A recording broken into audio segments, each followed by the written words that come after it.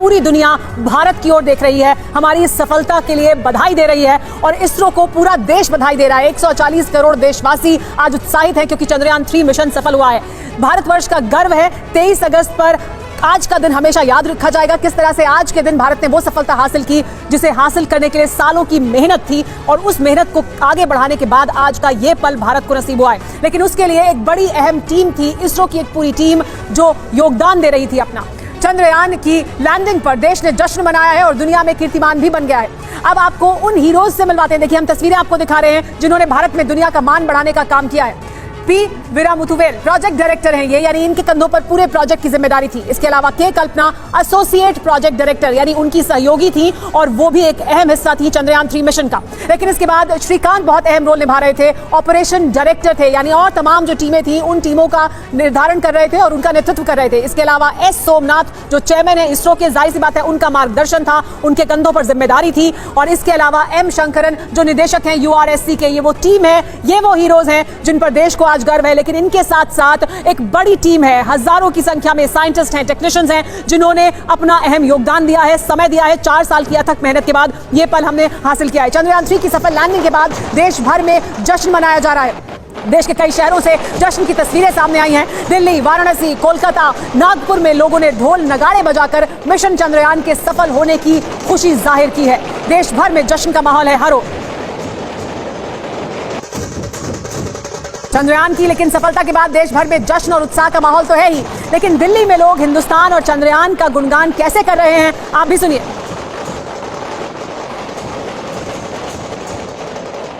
कितनी खुशी है? बहुत बहुत ज्यादा खुशी है। अभी हमने 15 अगस्त की खुशियां मनाई, भारत को एक नई खुशी और मिल गई है। इस पे हमें बहुत प्राउड है। हिंदुस्तान जिंदाबाद है, हिंदुस्तान जिंदाबाद रहेगा। भारत माता की, भारत माता की, भारत माता की। क्या कहेंगे? भारत में दम है, चांद पर हम है। Very good. भारत में दम है, चांद पर हम है। आप क्या कहेंगे? साउथ पोल पर पहला देश है जो पहुंचा है। साउथ पोल पर सबसे पहली बार भारतवर्ष का झंडा लहराया है। हमारे यहाँ से लैंडर जी अपनी मम्मी की राखी लेकर चंदा मामा पर गए हैं बांधने। भारत माता की। तो विक्रम लैंड कर चुका है, एक अहम सफलता भारत ने हासिल कर ली है। लेकिन अब आगे क्या है वो भी आपको बताते हैं। आपको बिग बॉल ग्राफिक्स के जरिए बताते हैं कि प्रज्ञान को कब बाहर आना है और वो बाहर आएगा तो क्या कुछ करेगा। तो देखिए, ये अब आगे क्या कुछ होने वाला है वो आपको हम बता रहे हैं। सबसे पहले तो धूल छटेगी, यानी लैंडिंग के वक्त जो धूल उड़ी है वो धूल छटेगी। कुछ समय का इंतजार किया जाएगा और अब वो समय भी बहुत करीब है, बहुत दूर नहीं है, तब जबकि रोवर बाहर निकलेगा। इसके बाद विक्रम स्टार्ट होगा, यानी उसके जो कंप्यूटर है वो जो आर्टिफिशियल इंटेलिजेंस से लैस है वो स्टार्ट होंगे। इसके बाद रैंप खुलेगा, जो हम आपको लगातार यहां जो मॉडल हमने बनाया उसके जरिए भी दिखा रहे थे। रैंप खुलेगा और फिर प्रज्ञान बाहर निकलेगा, अपनी छाप छोड़ेगा। जैसा कि हम आपको लगातार बता रहे थे कि उसके जो 2 पैर है आगे के, उसमें भारत का की जो छाप है वो हम वहां पर छोड़ेंगे, अपने निशान छोड़ेंगे। चांद पर इसके बाद 14 दिन रहेगा, यानी अगले 14 दिन बहुत महत्वपूर्ण है। इसरो डायरेक्टर ने भी कहा और इसरो के साइंटिस्ट देखिए 4 साल से मेहनत कर रहे थे, लेकिन अगले 14 दिन, हम भले ही इस वक्त जश्न मना रहे हैं लेकिन वो अगले 14 दिन उसी तरह से मेहनत करते रहेंगे और उसके बाद हम इसको पूरी तरह से सफल करेंगे इस मिशन को। हालांकि एक बड़ा हिस्सा हासिल कर लिया है हमने। भारत चांद के दक्षिणी ध्रुव पर सॉफ्ट लैंडिंग करने वाला दुनिया का पहला देश बन गया है और यह अपने आप में इतिहास रच लिया है। भारत ने चांद पर सॉफ्ट लैंडिंग करने वाला दुनिया का 4था देश भी बन चुका है। सफलता की तरफ पहला कदम रखा जा चुका है, यानी पहली बड़ी चुनौती हमने पार कर ली है। चुनौती से लड़कर चांद की सतह पर उतरने वाले भारत के चंद्रयान का असली मिशन अब शुरू होने वाला है। यानी अगले 14 दिन मिशन चंद्रयान के लिए सबसे महत्वपूर्ण है। इन 14 दिन में भारत का चंद्रयान दुनिया के सामने चंद्रमा के दक्षिणी ध्रुव के उन रहस्यों को उजागर करने वाला है जिसके बारे में अभी तक उतनी जानकारी मौजूद नहीं है। 14 दिन में लैंडर विक्रम और रोवर प्रज्ञान क्या क्या करने वाले हैं वो जानिए इस रिपोर्ट से। जी हाँ, आप अपनी स्क्रीन पे देख सकते हैं कि हम lander module People are applauding. Let us all wait to hear from the Secretary Department of Space and Chairman ISRO, Shri S. Somnath. We have achieved soft landing on the moon. India is on the moon. चंद्रमा की सतह पर Chandrayaan touch down हुआ तो इसरो केंद्र में तालियां बजी। जी हाँ, आप अपनी स्क्रीन पे देख सकते हैं कि हम लैंडर मॉड्यूल। दुनिया में हिंद का जय घोष गूंजने लगा। People are applauding. Let us all wait to hear. ये पल अविस्मरणीय है, ये क्षण अभूतपूर्व है। ये क्षण विकसित भारत के शंखनाद का है। चंद्रयान के अंतिम 15 मिनट 1440 दिनों के अथक प्रयास का सफल परिणाम बन गए। हमने धरती पर संकल्प लिया और चांद पर उसे साकार किया। चांद पर कदम तो इंसान ने कई साल पहले रखे, लेकिन भारत के इस मशीन के चांद पर कदम रखने का अर्थ है चांद के अनबूझे रहस्यों से पर्दा उठना। हाँ, आप अपनी स्क्रीन पे देख सकते हैं कि हम लैंडर मॉड्यूल। कभी कहा जाता था चंदा मामा बहुत दूर के हैं, चंदा मामा बहुत दूर के हैं। अब एक दिन वो भी आएगा जब बच्चे कहा करेंगे चंदा मामा बस एक दूर के हैं।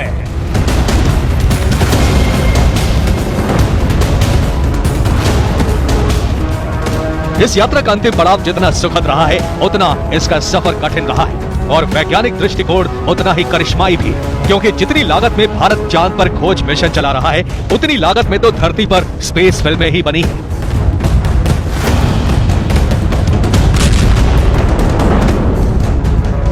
चंद्रयान 3 मिशन की कुल लागत 615 करोड़ रुपए है, जबकि अंतरिक्ष में खोज पर आधारित फिल्म इंटरस्टेलर 1062 करोड़ रुपए में बनी और हॉलीवुड की फिल्म ग्रेविटी 644 करोड़ की लागत से बनी है।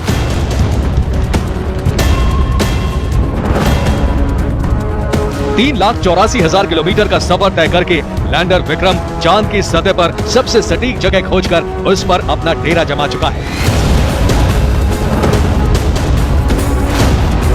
अब रोवर प्रज्ञान चांद के दक्षिणी ध्रुव पर अपना वैज्ञानिक अभियान शुरू करेगा।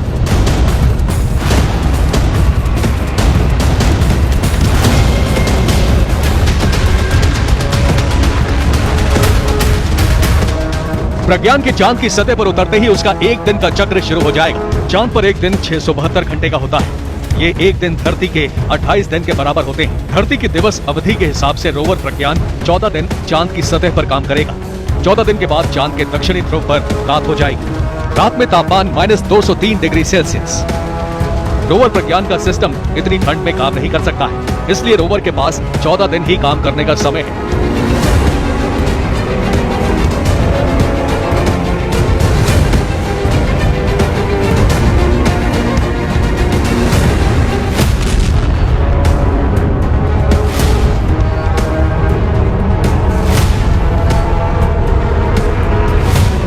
मिशन चंद्रयान के लिए ये 14 दिन सबसे अहम होने वाले हैं। इन 14 दिनों में ही प्रज्ञान को चांद की सतह पर छिपे रहस्यों का पता लगाना है।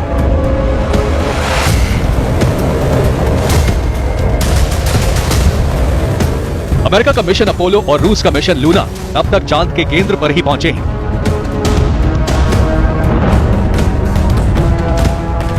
चांद पर पहुंचने वाला तीसरा देश चीन है, लेकिन वो चांद के उत्तरी ध्रुव तक सीमित रहा है। ये पहली बार हो रहा है कि चांद के दक्षिणी ध्रुव पर कोई देश पहुंचा हो।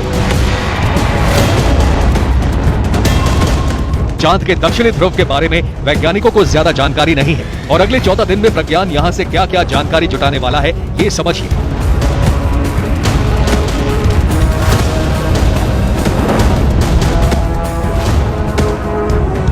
आइए अब आपको बताते हैं कि रोवर प्रज्ञान आखिर चांद की सतह पर क्या करेगा। रोवर प्रज्ञान दक्षिणी ध्रुव पर पानी की खोज करेगा।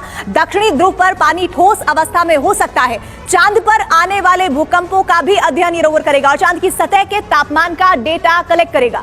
चांद की सतह पर प्लाज्मा में आने वाले बदलावों को रिकॉर्ड करेगा और इन सब के अलावा चांद की सतह पर मौजूद केमिकल्स का पता भी लगाएगा ये रोवर और इसके साथ ही खनिजों की जानकारी भी जुटाना इसका काम होगा। रोवर जांच करेगा कि चांद पर मैग्नीशियम, एल्यूमिनियम और आयरन कितनी मात्रा में है और इन सब के अलावा चांद की मिट्टी और पत्थरों की जांच भी करेगा।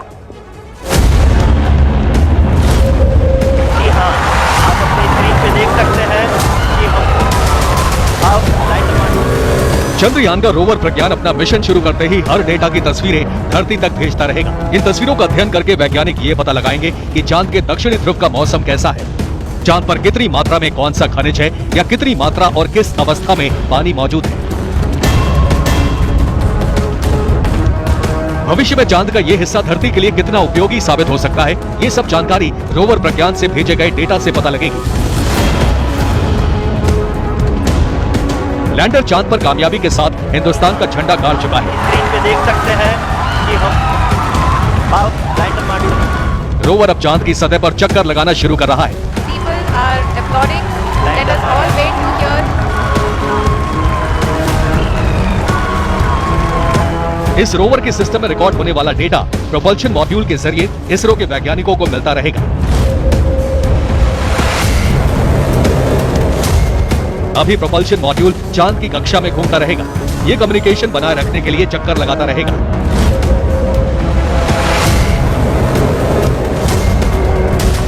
इसके साथ ही डेटा कलेक्ट कर जमीन पर भेजता रहेगा। ये पृथ्वी के लिए डेटा कलेक्ट करने का काम लगातार करता रहेगा। मिशन चंद्रयान का सबसे अहम अध्याय शुरू हो चुका है। अब हिंदुस्तान का प्रज्ञान दुनिया को चांद के दक्षिणी ध्रुव का ज्ञान कराने वाला है। Bureau report, TV9 Bharat. सकते हैं कि हम सबका ध्यान इस बात पर केंद्रित था कि चंद्रयान 3 सफलता से लैंड कर जाए और इस वजह से अब बात इस बात की कि इस सफलता के क्या मायने हैं, हम क्या कुछ हासिल कर सकते हैं और क्या हासिल होगा, क्यों ये इतना महत्वपूर्ण है। देखिए, ब्रह्मांड में पृथ्वी जैसे ग्रह की खोज संभव है, यानी पृथ्वी जैसा ग्रह जहां पर जीवन हो सकता है, ऐसे ग्रह की खोज संभव है। इस मिशन के सफल होने के बाद इस तरह के तथ्य मिल सकते हैं। संचार के क्षेत्र में एक बेहतर तकनीक को हम एडवांस तौर पर डेवलप कर सकते हैं और उसके लिए सहयोग करेगा ये पूरी टेक्नोलॉजी जिसके जरिए हमने चंद्रयान को पहुंचाया है चांद के साउथ पोल के नजदीक तक। नए किस्म के पदार्थों की तलाश कर सकता है और ये बहुत अहम हिस्सा है इस प्रोजेक्ट का, जिसमें तलाश करनी है कि नए किस्म के पदार्थ क्या हो सकते हैं चांद पर, क्योंकि इस ओर जहां भारत अब पहुंचा है, चंद्रयान 3 पहुंचा है, वहां अब तक कोई नहीं गया था, तो कुछ नई जानकारी वहां से सामने आ सकती है। ग्लोबल वार्मिंग से निपटने की जानकारी मिल सकती है कि कैसे ग्लोबल वार्मिंग से पूरी दुनिया निपटे, क्योंकि वो दुनिया के सामने एक बड़ी चुनौती है। ग्लोबल वार्मिंग से निपटने की जानकारी के अलावा भूकंप से जुड़ी नई जानकारियां भी हासिल हो सकती हैं, यानी भूकंप को कैसे और बेहतर तरीके से समझा जा सकता है और उसके लिए हम कैसे तैयार हो सकते हैं, उसकी जानकारी मिल सकती है। नए रासायनिक तत्वों और खनिजों की खोज हो सकती है, यानी कुछ नई जानकारी रासायनिक तत्वों और जो खनिज हैं उनके बारे में यहां से हमें हासिल हो सकती है। हीलियम 3 के असीमित भंडार की तलाश करना भी एक बड़ा उद्देश्य है, यानी अगर हीलियम 3 हमें यहां पर मिलता है तो वो एक बहुत बड़ी सफलता होगी और उसकी तलाश मानव जाति कर रही है। 1 मिलियन मेट्रिक टन हीलियम 3 मिलने की उम्मीद है, ऐसी उम्मीद जाहिर की जा रही है कि ये भी हो सकता है यहां पर, और इसी की जांच करनी है। यहां पर जो रोवर है जब वो बाहर निकलेगा, जिसके बारे में बताया जा रहा है कि अब से कुछ देर बाद, कुछ समय बाद अगर सब कुछ ठीक रहा तो वो बाहर निकलेगा। 1/4 हीलियम 3 पृथ्वी पर लाना भी मुमकिन है, यानी चांद से 1/4 हीलियम अगर वो खोज लिया जाता है तो उसे पृथ्वी पर भी लाया जा सकता है और उसके क्या मायने हैं वो बहुत अहमियत रखते हैं। 500 साल की ऊर्जा जरूरतें पृथ्वी की पूरी होने की उम्मीद है उसकी वजह से, यानी बहुत कुछ निर्भर करता है। बहुत सी सफलताएं हमें मिल सकती हैं और बहुत सी सफलताओं के संकेत मिल सकते हैं इस मिशन के सफल होने के बाद, अगर इस मिशन के जरिए तमाम जानकारी जो हमें मिल रही है वो हम, लेकिन जो आपको बता रहे हैं कि ये सब हो सकता है, ये जो जानकारियां हैं वो अब, क्योंकि बहुत समय नहीं बचा है, हमारे साथ स्टूडियो में मेहमान भी मौजूद हैं, पीके घोष साहब मौजूद हैं, दिनेश जी हमारे साथ मौजूद हैं। हम बात कर रहे हैं इस बात की कि ये अब वो समय नजदीक आ रहा है तब जबकि रोवर बाहर निकलेगा, और जिसके बारे में हम बात कर रहे थे, अभी बता रहे थे अपने दर्शकों को कि ये तमाम संभावनाएं हैं कि ये सब तलाशा जा सकता है। तो क्या आपको लगता है कि सबसे अहम होगा, अगर ये रोवर बाहर निकलता है, सब कुछ ठीक रहता है, तो सबसे बड़ी और अहम तलाश क्या हो सकती है जो कर सकते हैं हम? सबसे बड़ी बात ये होगी अगर हमें चांद के ऊपर हमें पानी मिले और बर्फ़ मिले, ये तो बहुत ही बड़ी बात होगी, क्योंकि अभी तक किसी ने भी नहीं कहा कि वहाँ पर चांद में पानी है। चंद्रयान 1 ही था पहले जिसने कहा था कि चांद के ऊपर पानी है। चीन, रूस और अमेरिका वो इतने सालों से भेज रहे हैं, किसी को भी नहीं पता चला। तो अगर ये होता है तो ये हमारे वैज्ञानिकों का एक बहुत बड़ा वो। जी हाँ सर, वापस आपके पास आगे आएंगे, लेकिन इस बीच आपको बता दें कि चंद्रयान 3 की ये कामयाबी कितनी अहमियत रखती है। ये इसलिए ऐतिहासिक है क्योंकि चंद्रयान के लैंडर विक्रम के चांद के दक्षिणी ध्रुव पर लैंडिंग की है, यानी यहां पर अब तक किसी ने लैंडिंग नहीं की थी और इस वजह से ये लैंडिंग अपने आप में एक बड़ी ऐतिहासिक घटना है। ये वो जगह है जहां अब तक कोई देश नहीं पहुंच पाया था। अमेरिका, रूस और चीन जैसे शक्तिशाली देश भी साउथ पोल पर या उसके नजदीक अब तक नहीं पहुंचे थे और इसमें नाकाम रहे। ऐसा इसलिए क्योंकि यहां सॉफ्ट लैंडिंग लगभग असंभव माना जाता है। यह हिस्सा बहुत ही दुर्गम है। तो सवाल यही है कि आखिर इसरो ने दक्षिणी ध्रुव पर ही चंद्रयान को क्यों उतारा? अंतरिक्ष विज्ञान के क्षेत्र में इससे कौन सी क्रांति होने वाली है, अब इसे समझते हैं।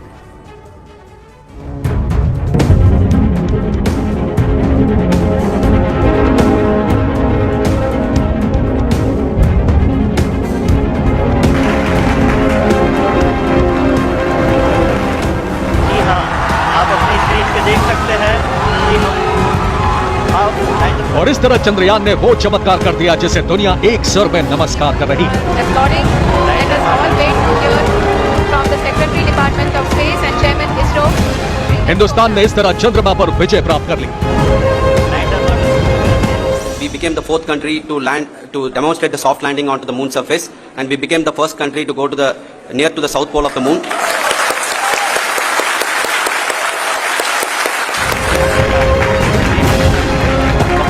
चांद हिंदुस्तान की मुट्ठी में आ चुका है।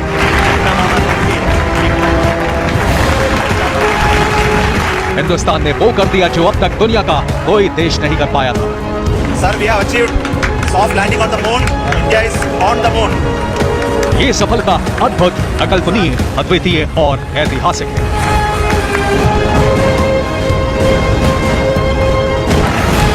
जमीन से लेकर चांद तक चंद्रयान 3 की बुलंद हिंदुस्तान की, हिंद के विजन की जय घोष हो रही है।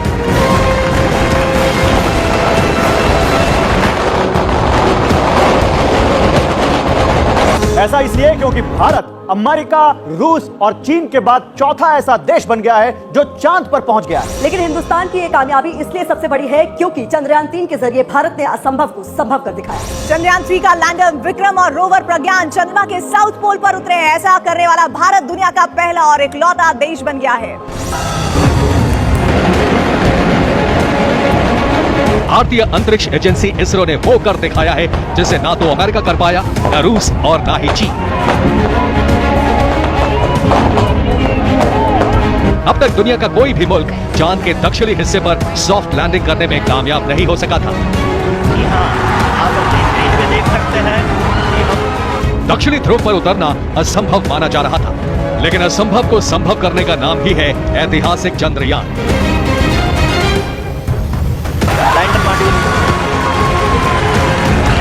सशक्त हिंदुस्तान, हिंद का विज्ञान, इसरो का प्रज्ञान। From the Secretary Department of Space and Chairman ISRO. इसलिए आज दुनिया भारत को सलाम कर रही है। विश्व कह रहा है जय हिंदुस्तान। चंद्रमा की सफर में लैंड हो चुका है। ये बहुत ही गर्व की बात है। चंद्रमा के दक्षिणी ध्रुव पर रोवर प्रज्ञान ने डेरा डाल लिया है।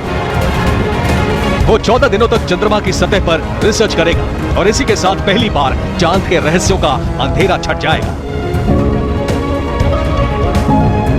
चंद्रमा के वो राज सामने आ जाएंगे जो दुनिया के लिए अब तक अनदेखा, अनजान और अकल्पनीय है।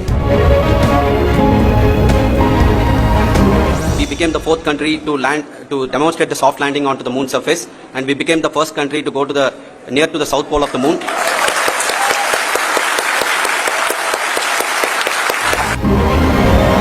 सवाल यह है कि इसरो ने चांद के दक्षिणी ध्रुव को लैंडिंग के लिए क्यों चुना? चांद के दक्षिणी हिस्से पर उतरना बहुत ही मुश्किल क्यों माना जाता है? चंद्रमा का दक्षिणी ध्रुव इतना दुर्गम और रहस्यमय क्यों है? चांद के दक्षिण पर लैंडिंग इतनी खास क्यों है? चंद्रयान 3 का रोवर प्रज्ञान 14 दिनों तक चंद्रमा के दक्षिणी ध्रुव पर क्या क्या खोज करेगा? इन सवालों का सिलसिलेवार जवाब जानना जरूरी है, तभी हमें चंद्रयान 3 की सफलता का ज्ञान और भान होगा।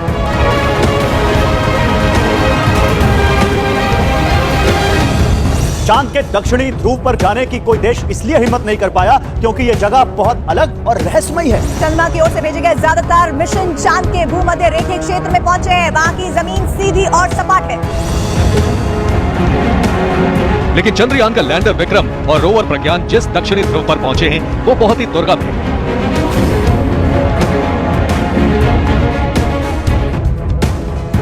भारत के लिए कामयाबी ऐतिहासिक क्यों है? दरअसल दक्षिणी ध्रुव पर पहुंचना बहुत मुश्किल क्यों माना जाता है, अब इसको आप समझ लीजिए। दक्षिणी ध्रुव की जमीन बेहद उबड़ खाबड़ है। चंद्रयान 3 ने चांद की सतह की जो ताजा तस्वीरें भेजी हैं उनमें भी गहरे गड्ढे और उबड़ खाबड़ जमीन नजर आ रही है। यहाँ पर कई बड़े और गहरे गड्ढे मौजूद हैं। चांद का दक्षिणी ध्रुव करीब 2500 किलोमीटर चौड़ा और 8 किलोमीटर गहरा गड्ढे के किनारे स्थित है। दक्षिणी ध्रुव पर कई ज्वालामुखी भी हैं।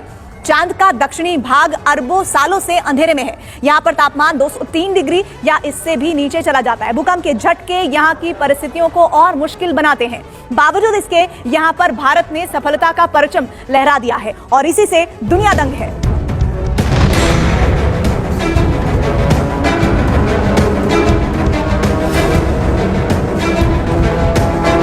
बड़े बड़े गड्ढे, ऊबड़ खाबड़ सतह, गला देने वाला तापमान और खूब अंधेरा।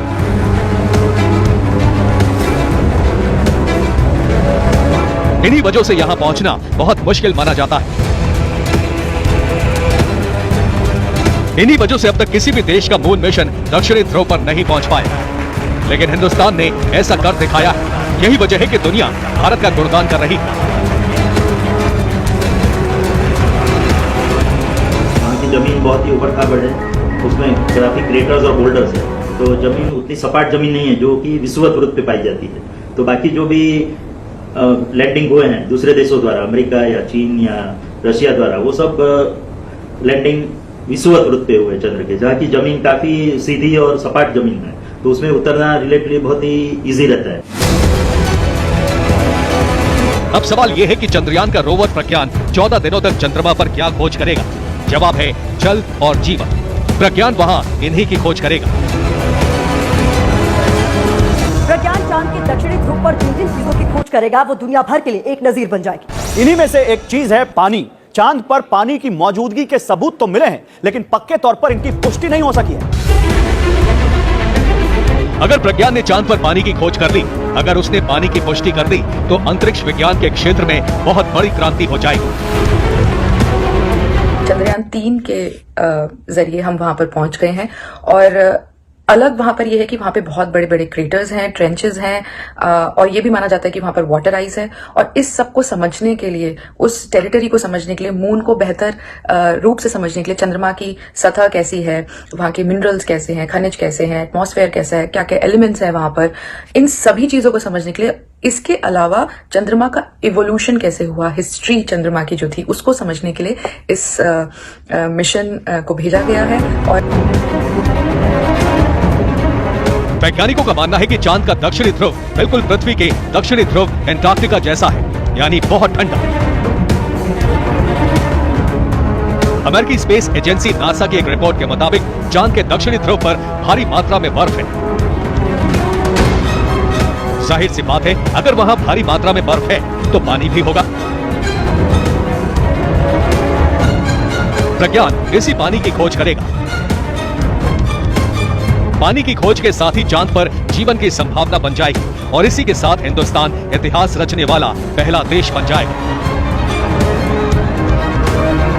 जहाँ तक बात बेनिफिट्स की है, तो इमीडिएट बेनिफिट जो है वो विज्ञान की दृष्टि से है, क्योंकि हमें चंद्रमा की सतह की, उसके वातावरण की, उसके भीतरी हालचाल का जो है हमें जो पता लगेगा, दक्षिण ध्रुव के इलाके में आज तक कोई नहीं गया। तो इसरो के जो लेबोरेटरी जैसे एक किस्म से ये हैं, तो इसरो के जो इंस्ट्रूमेंट्स हैं जिस हिसाब से काम करेंगे और डेटा भेजेंगे, उसके आधार पर भारतीय वैज्ञानिक बहुत सी नई बातों को दुनिया के सामने लाएंगे। चंद्रयान का प्रज्ञान लगातार अंधेरे में रहने वाले दक्षिणी ध्रुव पर पानी के साथ साथ ऊर्जा और दूसरे भौतिक संसाधनों की भी खोज करेगा। चांद के कई सारे रहस्यों को सुलझाएगा और इसी के साथ भारत भविष्य में चंद्रमा पर मानव मिशन भेजने के लिए पूरी तरह से तैयार हो जाएगा। Bureau report, TV9 Bharatvarsh. Chandrayaan 3 land कर चुका है, लेकिन रोवर अभी बाहर नहीं निकला है, लेकिन अपना काम शुरू कर चुका है चंद्रयान 3। पहली तस्वीर भेजी है चंद्रयान 3 ने, लैंडर के हॉरिजॉन्टल कैमरा से ली गई है तस्वीर, यानी लैंड करते वक्त जो तस्वीर क्लिक की है उसने वो तस्वीर भेजी है। चंद्रयान ने उतरते वक्त ये तस्वीर ली, हॉरिजॉन्टल कैमरा से ली गई है तस्वीर। देखिए ये तस्वीर तब जब चंद्रयान 3 लैंड कर रहा था उस वक्त की तस्वीर है। हमारे साथ दिनेश जी मौजूद है। दिनेश जी, हम तस्वीरें पहले भी देख चुके हैं, लेकिन ये तस्वीर अपने आप में बहुत खास है क्योंकि ये ठीक लैंडिंग से पहले हॉरिजॉन्टल कैमरा से ली चंद्रयान 3। हाँ बिल्कुल, ये कंफर्म करता है उस समय लैंडिंग के पहले, यही हमें कॉन्फिडेंस देता है कि अब सब कुछ ठीक है और हम वर्टिकली लैंड करने वाले हैं। जी हाँ, तो ये तस्वीर देखिए, तस्वीर हमें उम्मीद देती है कि उस वक्त उम्मीद से हमें भर दिया होगा तब जब ये तस्वीर आई होगी, लेकिन जाहिर सी बात है अब हम इसे दिखा रहे हैं। अब कितना और समय बाकी जिसके बाद रोवर बाहर निकलेगा, क्योंकि अब लगभग 2 घंटे पूरे होने वाले हैं। हाँ, वो करीब 2-3 घंटे जो भी है, मैंने बताया ना, जैसे ये लैंड करता है अंदर का कंप्यूटर जो है वो अपना बूट करता है और जितने भी चेक्स करने होते हैं वो शुरू कर देता है, और उसके बाद फिर वो फाइनल कमांड वो कंप्यूटर पहले रैंप नीचे करेगा और फिर ये रैंप नीचे आने के बाद, असल में यही रैंप यहाँ पे सटा होता है और फिर वो रोवर को आगे एक रेल होता है एक्चुअली, उस रेल के सहारे रोवर नीचे आना शुरू कर देता है। सचिन तेंदुलकर ने बधाई दी है क्योंकि देश दुनिया हर तरफ से बधाई मिल रही है। सचिन तेंदुलकर ने चंद्रयान 3 की पूरी कवरेज TV9 भारतवर्ष पर देखी और भारत को इतिहास बनाते हुए देखा। तो देखिए ये तस्वीरें देखिए, भारतवर्ष TV9 भारतवर्ष पर सचिन तेंदुलकर देखते हुए और ये तस्वीर दिखाती है कि कैसे सचिन तेंदुलकर उस समय जब भारतवर्ष इतिहास रच रहा था तब टीवी 9 भारतवर्ष को देख रहे थे। और टीवी 9 भारतवर्ष को देखते वक्त ये तस्वीर क्या चुकी है, पूरी दुनिया बधाई दे रही है, सभी बधाई दे रहे हैं, लेकिन सचिन तेंदुलकर देखिए टीवी 9 भारतवर्ष पर, भारतवर्ष तब जबकि चंद्रयान 3 की लैंडिंग के वक्त इतिहास रच रहा था, तब टीवी 9 भारतवर्ष पर देख रहे थे वो इस इतिहास के इस लम्हे को।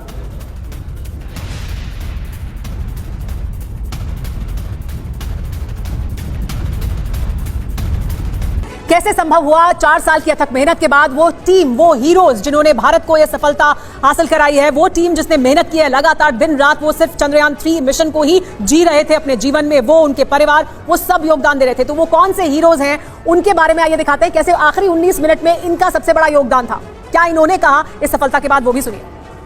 देखिए पी वीरामुथुवेल जो प्रोजेक्ट डायरेक्टर हैं, इसके अलावा के कल्पना जो उनकी एसोसिएट थी, एसोसिएट प्रोजेक्ट डायरेक्टर थी, श्रीकांत जो ऑपरेशन डायरेक्टर थे यानी पूरे ऑपरेशंस को देख रहे थे, एस सोमनाथ जो चेयरमैन है इसरो के यानी वो पूरे सभी टीम को देख रहे थे यानी उनके ऊपर सबसे बड़ी जिम्मेदारी, एम शंकरन जो निदेशक हैं यूआरएससी के। ये वो 5 हीरोज जिन्होंने इस इतिहास को रचने में बड़ा योगदान दिया, लेकिन उनके साथ एक बहुत बड़ी टीम है, हजारों साइंटिस्ट और टेक्नीशियंस की। It's a great moment of happiness on behalf of team. It gives me immense satisfaction on achieving this goal as a project director of this mission. The entire mission operations right from launch till landing happened flawlessly as per the timeline, and we became the 4th country to demonstrate the soft landing onto the moon surface, and we became the first country to go to near to the south pole of the moon. It gives me an immense pleasure to be part of Chandrayaan 3 and acting as mission director. This will remain the most memorable and the happiest moment for all of us, for our team Chandrayaan 3. We have achieved our goal flawlessly.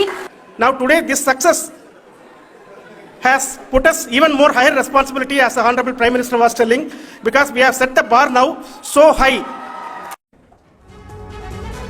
तो ये वो heroes जिन्होंने इसे संभव कर दिखाया, लेकिन चंद्रयान 3 के आखिरी 19 मिनट जिसको लेकर लगातार ये कहा जा रहा था कि वो सबसे क्रूशियल हैं, वो सफर कैसे तय किया चंद्रयान 3 ने, वो भी देखिए और जानिए।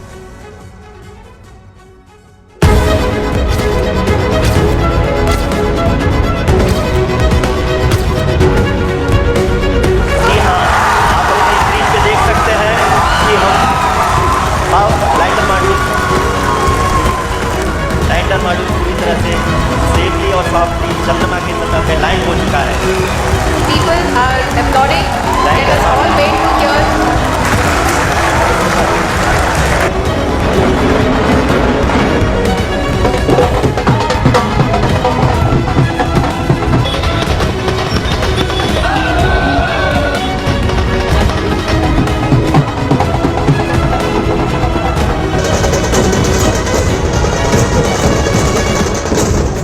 तय वक्त पर चंद्रयान 3 ने चांद की सतह पर न सिर्फ सॉफ्ट लैंडिंग की, बल्कि लैंडर ने चांद पर कदम रखने के साथ ही हिंदुस्तान के मिशन मून को पूरा करने के साथ इतिहास रच दिया।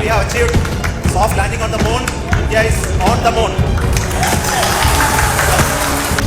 जब हम अपनी आंखों के सामने ऐसा इतिहास बनते हुए देखते हैं तो जीवन धन्य हो जाता है।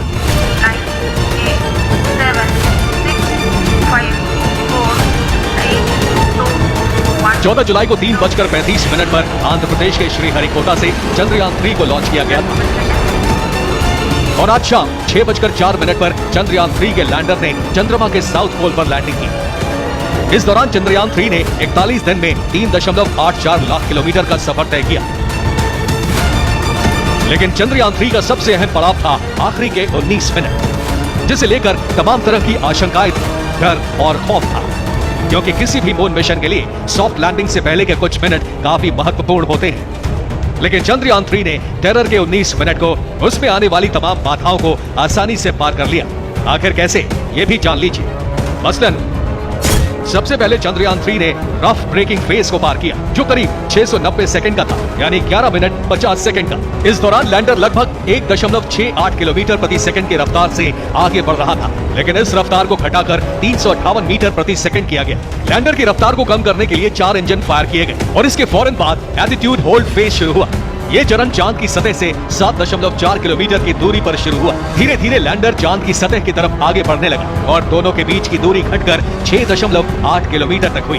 आपको बता दें कि इस दूरी को तय करने के लिए लैंडर ने अपनी रफ्तार और कम की, जो करीब 336 मीटर प्रति सेकंड के आसपास थी। इसके बाद लैंडर फाइन ब्रेकिंग फेज में आया। इस दौरान लैंडर और चांद की सतह के बीच महज 800 मीटर का फासला बचा था।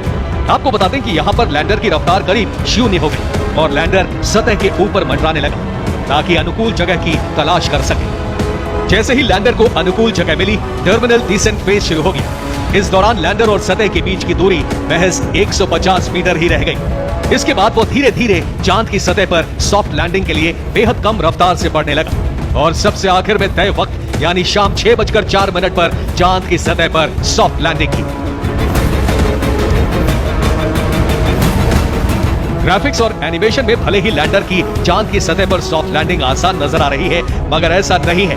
दरअसल चंद्रयान 3 ही नहीं बल्कि दुनिया के तमाम मून मिशन के लिए ये सबसे मुश्किल वक्त होता है। आपको बता दें कि हाल ही में रूस का लूना 25 इसी आखिरी पड़ाव को पार करने में नाकामयाब रहा और लैंडिंग से पहले क्रैश कर गया। इतना ही नहीं, चंद्रयान 2 भी आखिरी के 19 मिनट में ही बेकाबू हुआ और सॉफ्ट लैंडिंग से पहले फेल हो गया। बीते 10 सालों में दुनिया के 4 बड़े देशों के मून मिशन इसी स्टेज पर क्रैश हुए। इसी फहरिस्त में हिंदुस्तान भी शामिल है, क्योंकि 4 साल पहले चंद्रयान 2 मिशन भी फेल हो गया। लेकिन इसरो ने हार नहीं मानी और अपनी पुरानी गलतियों से सबक लेते हुए इस बार पुख्ता तैयारियों के साथ चंद्रयान 3 मिशन को लॉन्च किया ताकि आखिरी के 19 मिनट वाले खौफ पर जीत हासिल कर सके। आखिर कैसे, ये भी जान लीजिए। चंद्रयान 2 में 5 इंजन थे, जिससे ज्यादा थ्रस्ट पैदा हुआ। लैंडर भी अस्थिर हो गया और तेजी से मुड़ने लगा, जिसके बाद क्रैश हो गया। जबकि चंद्रयान 3 में 4 इंजन लगाए गए थे, जिसके चलते ज्यादा थ्रस्ट जैसी दिक्कत नहीं आई। लैंडर को भी आसानी से कंट्रोल कर लिया गया। इसी तरह चंद्रयान 2 के दौरान लैंडिंग की जगह 500 बाई 500 थी, जिसके चलते सुरक्षित जगह ढूंढना मुश्किल था। मगर चंद्रयान 3 में लैंडिंग की जगह 4 किलोमीटर इंटू 2.5 किलोमीटर थी, यानी काफी बड़े इलाके में ये लैंडर कहीं भी चांद की सतह पर लैंड कर सकता था। चंद्रयान 2 पहले ही चांद की सतह के करीब पहुंच गया था, जिससे लैंडिंग के लिए जगह नहीं तलाशी जा सकी। लैंडिंग स्पॉट खोजने में काफी मुश्किलों का सामना करना पड़ा, मगर इस बार 21 अगस्त से ही लैंडिंग साइट की तलाश जारी थी और जैसे ही वो मिली, लैंडर ने चांद की सतह पर सॉफ्ट लैंडिंग कर दी। शायद इसी वजह के चलते चंद्रयान 3 ने तमाम बाधाओं को पार करते हुए इतिहास रचा और इस सफलता में सबसे बड़ा योगदान इसरो के साइंटिस्ट का है, जिन्होंने अपनी जी तोड़ मेहनत से हिंदुस्तान का ख्वाब पूरा किया। Bureau report, TV9 Bharat. Chandrayaan 3 की सफलता के साथ साथ एक बहुत बड़ी अर्थव्यवस्था है जो जुड़ी हुई है, स्पेस इकोनॉमिक्स। क्या कुछ चंद्रयान 3 जब पहुंचा है उससे कौन कौन से बाजार भारत के लिए खुल जाएंगे, आइए वो भी समझ लेते हैं। सबसे बड़ा और अहम अंतरिक्ष व्यापार का क्षेत्र है जो भारत के लिए और ज्यादा अहमियत रखेगा और ज्यादा खुल जाएगा। क्रायोजेनिक तकनीक भारत दे सकता है या भारत साझा कर सकता है या उस क्षेत्र में भारत अपनी स्टैंप छोड़ सकता है। रॉकेट साइंस के क्षेत्र में भारत नई ऊंचाइयों को छू रहा है, एक बड़ी सफलता भारत ने हासिल की है। स्पेस रिसर्च में भारत पहले से ही काफी आगे है, लेकिन अब और बहुत कुछ वो दुनिया को बता पाएगा। ड्रोन सेक्टर में भी ये भारत की मदद करेगा, क्योंकि जिस तरह से हमने इसे सफलतापूर्वक लैंड कराया है। डेटा एनालिसिस के क्षेत्र में भी भारत के लिए जो रास्ते हैं वो खुल जाएंगे। ये वो तमाम व्यापार के क्षेत्र हैं जो भारत के लिए खुल सकते हैं। डेटा स्टोरेज के लिए व्यापार का क्षेत्र खुलेगा भारत के लिए, तो ये अहम इलाके हैं। आर्टिफिशियल इंटेलिजेंस भी, क्योंकि समझिए आप कि तब जबकि इसने लैंड किया है ये सब कुछ AI द्वारा किया गया है कि किस तरह से ये संभव हो पाएगी लैंडिंग। सफलता के नए प्रतिमान रचने वाले इसरो के लेकिन देश नायकों को प्रधानमंत्री नरेंद्र मोदी जो जोहान्सबर्ग में इस वक्त मौजूद हैं, वहां से उन्होंने बधाई दी। क्या कुछ कहा प्रधानमंत्री नरेंद्र मोदी ने इन देश नायकों को, आप भी सुनिए। अमृत काल की प्रथम प्रभा में सफलता की यह अमृत वर्षा हुई है। चंदा मामा बस एक टूर के हैं। जब हम अपनी आंखों के सामने ऐसा इतिहास बनते हुए देखते हैं तो जीवन धन्य हो जाता है। हमने धरती पर संकल्प लिया और चांद पर उसे साकार किया। हमारे वैज्ञानिकों के परिश्रम और प्रतिभा से भारत चंद्रमा के उस दक्षिणी ध्रुव पर पहुंचा है जहां आज तक दुनिया का कोई भी देश नहीं पहुंच सका। ये पल अविस्मरणीय है। ये क्षण अभूतपूर्व है। ये क्षण विकसित भारत के शंखनाद का